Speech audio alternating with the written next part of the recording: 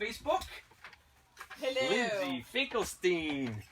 Going to be talking to us about breast cancer and a breast cancer survivor. Can't wait for this one. 24 years old. Thank you, Lindsey, for being with us. Thank you so much for having me. I hope everyone enjoys the show. We'll be on in just a minute or so.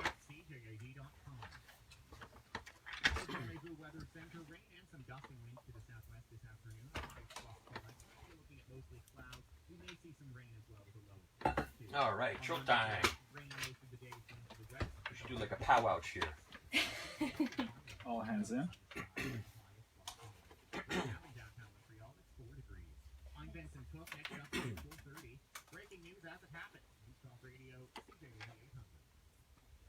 You'll see on air when we're on. Here we go.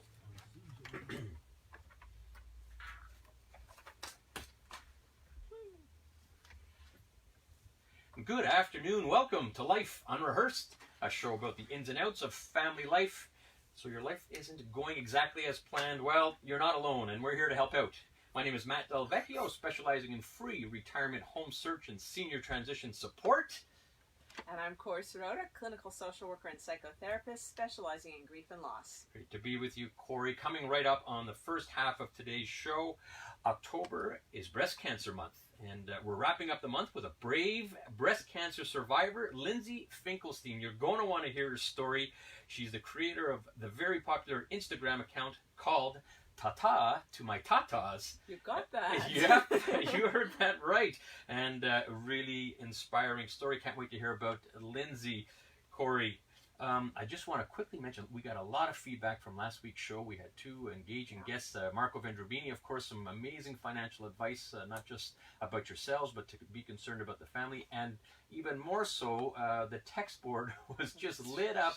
We had two 20-somethings, recovering addicts, with Narcotics Anonymous, addicted to marijuana, and with this, all the legal cannabis out there, and it was a way of enlightening everyone that it seems to be common and the cool thing to do, but it was a way of showing everyone that we still have to be very vigilant and responsible. How important education is. Certainly, it's still a controversial and yet uncharted territory, and that's what we saw with the text. It was incredible. Yeah, it was amazing. We're proud of that show. Now, we'd be remiss, Corey, if we did not talk about this tragedy, this shooting at the synagogue in Pittsburgh. Corey, I'm going to ask you to wear your grief and bereavement hat. This is your specialty. I'd like to ask you, there are kids ranging from younger kids to teenagers that are listening. They get their news on TV or nowadays through social media. What could you recommend to parents and even grandparents if they want to talk to kids and grandkids? It's a great question, and fortunately or unfortunately, we don't have a show because I could do a whole show on it. So what I'm going to do is I am going to post an article that I wrote on our Facebook page, and you can email, text, etc. if you want to make sure to get a copy of that. I entitled it "Explaining the Unexplainable," because unfortunately we have had a series of these types of tragedies occur, and it was important to me that people knew or had an idea of where do you even begin. So just as a teaser to that, things like talk less, listen more. That's why we have two ears and one mouth. Listen to your child and really hear what they're going to say and follow their lead. But by ignoring it, then you're not doing them any disservice, because then you are leaving them to hear it and talk about it in a way that may not be as helpful or supportive to them and their developmental level. So also think about their developmental level when you're talking. Don't make it the elephant in the room, but short and simple. The words are tragic things happen, bad things happen, but then I want you to start to focus on what you can do. What do you need to feel safe given that this happened? Because naturally, children, especially younger children, assume if this could happen there, this could happen to me. Here, yeah. So those are just some very quick suggestions, and really there's a lot more. You can go onto my website. I have some articles about explaining death to children, explaining the unexplainable, but I will post it on our Life Unrehearsed Facebook page. Excellent words of advice, Corey. Thank you. And that will be on the Life Unrehearsed Facebook page in really trying times in our society. Corey, we have a very interesting second half, don't we? We do. Coming up is Caregiver Week in Quebec, and Life Unrehearsed has decided in recognition of that to begin a 3-part series on caregivers. Our first one's going to start today after the news. We'll be talking to Mark Stolo, the CEO of Huddle, about an innovative online community that he has created for caregivers. It's a very, very interesting project. I've had the opportunity to talk with Mark on a couple of occasions about it, and I am a Huddle user, so it's I'm looking forward to doing that. That's on the second half. An amazing online community. Can't wait to hear about that. 1 in 4 Canadians are caregivers, and the odds are if you aren't, you probably know one, neighbor, friend, and so on. So that will be after the 4:30 news. All right, let's get right started. October is Breast Cancer Month. It is coming to an end since we are at the end of the month, but we felt it was time, and we wanted to address this. So we just some amazing stats, Corey, about breast cancer and how frightening it can be. 1 in 8 Canadian women will develop a breast cancer in their lifetime.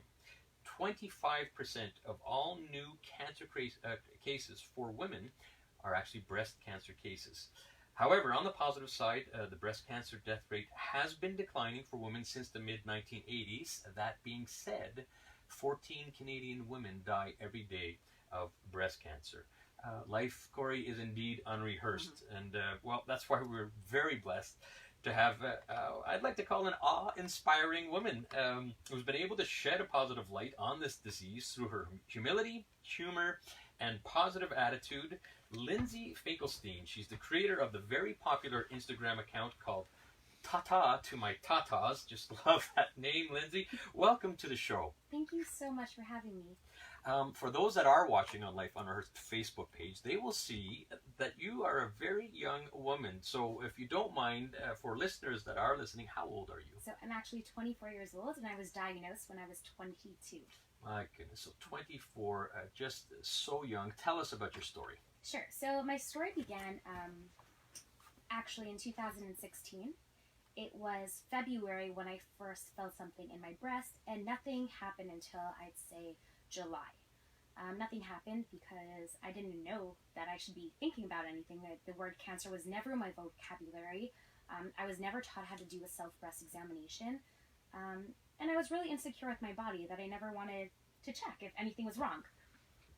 Fast forward to the summertime, and I was waking up with bloodstains on my bed and on my pajama shirt. And someone who's petrified of blood, I was hoping that I was getting nosebleeds at night and not during the day.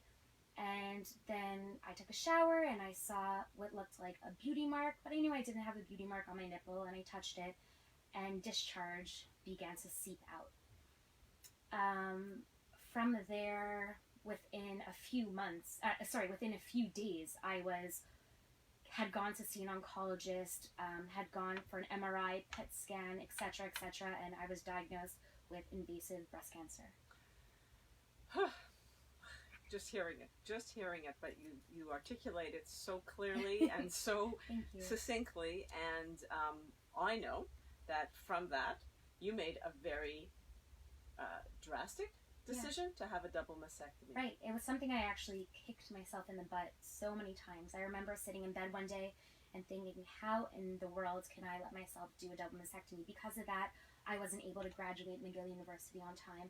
Because of that, I wasn't able to get engaged when I wanted to. Because of that, so many things happened that I didn't want to happen. And I remember one day really sitting in my bed crying, and then the next morning I got a phone call from my oncologist saying that when they opened me up, they actually found 7 other malignant tumors.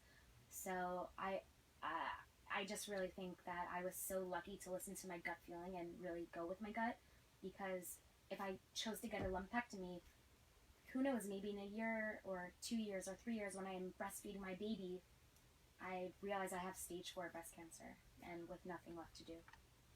I can't imagine having to make these types of decisions at such a young age. You're saying 22 when all this is going on. So bring us through this. You made this decision, and now you've done the operation. Yeah. What is going on with your life after? So after my double mastectomy, I started chemotherapy a month and a half after. I did 16 rounds of chemotherapy. It was called ACT. With that, 4 of them were really hard. The last few were really easy. I lost my hair. I gained tons of weight on steroids. My life completely changed, but here I am. So that's all that matters. And here you are is right. I know you had to address some very personal decisions, and it's approaching 4:15, and we're going to be heading out to traffic soon. But we want to hear about how you address probably your biggest concern about what am I going to do about having children. But first, let's head to the CJD Traffic Center and hear from our friend Marsha Liu.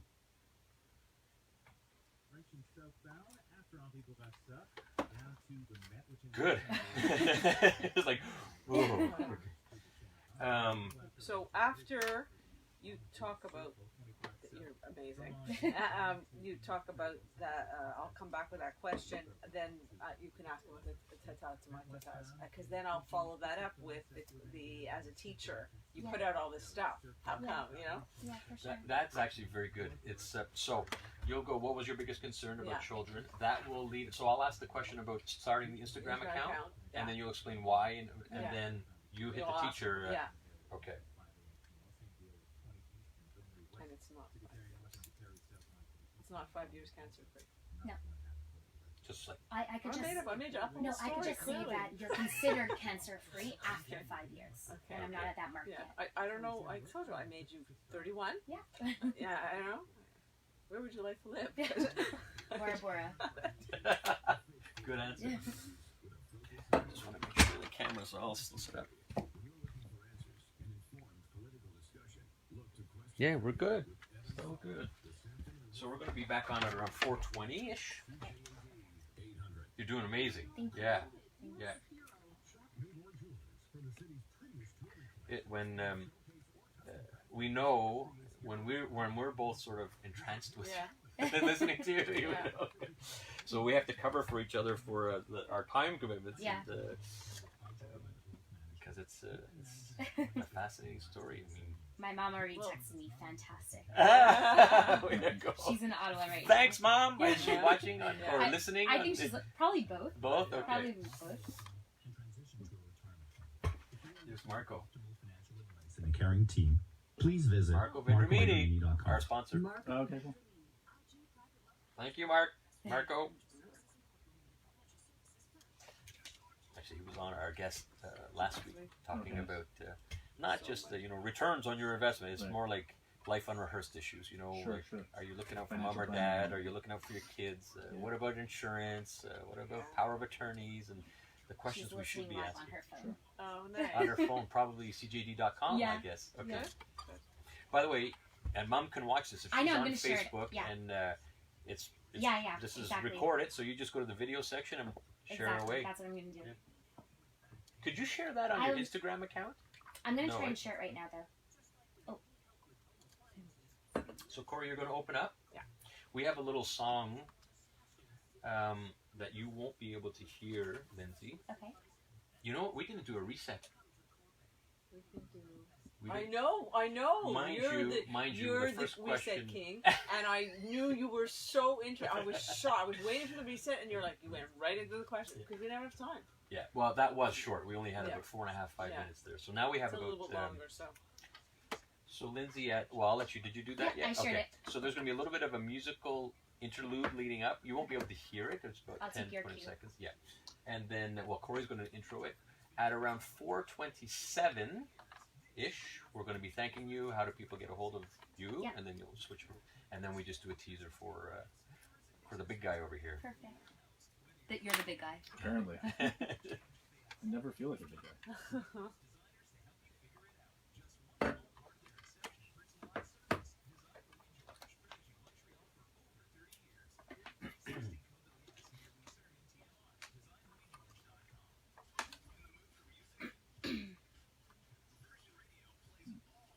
The song's I'm on Top of the World by Imagine Dragons. You know that? Yeah, I know. You could sing it Yeah, for I us. was just gonna say, You're live. You know, when I was younger, I always wanted to be a singer. I have a terrible voice. It was between that and a teacher, so I went with at least one of my passions. Oh, that's nice. I'd love to get a fit. We got to fit in, marriage and about mom. Here we go. Mom. So don't talk about that.